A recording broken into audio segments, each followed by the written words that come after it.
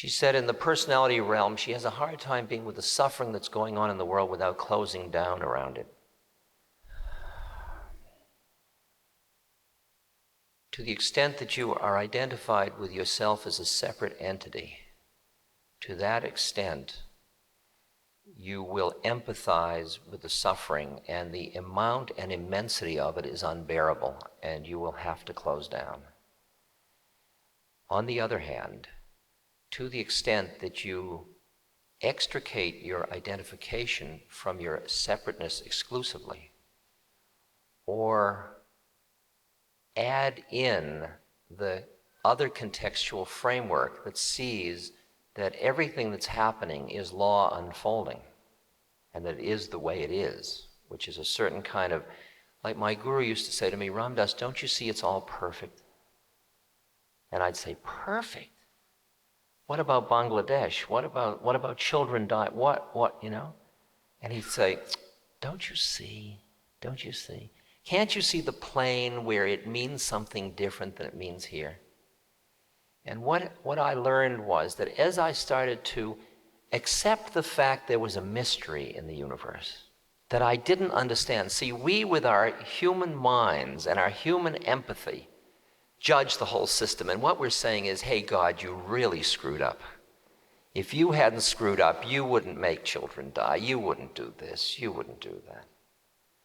Has it ever dawned on us that maybe there's something to it all that we don't understand? And what I've experienced is, through whatever techniques I've used, is a sense of the awe of the way it all is when I get out of my judging separate mind, and I have a sense of awe at the mystery of things. And that balances it. And I learn how to, it's like keeping your heart open in hell. It's like bearing the unbearable. It's a quality of compassion that allows the universe to be where it is, looks at the universe and says, there is immeasurable suffering, that my heart is always going to keep breaking and breaking and breaking from the suffering, and I still must keep it open, and I will do what I can to relieve the suffering, and I will not burn out for what suffering I cannot relieve. And there's a way to find a space in that whole thing for acting where you don't get lost in your empathy, because there's another part of you that has inherent within it an appreciation of the mystery. And I just tell you, this is work one keeps doing on oneself to find those balances of forms. Because the minute you just get into your emotional heart, it's hell. It's hell.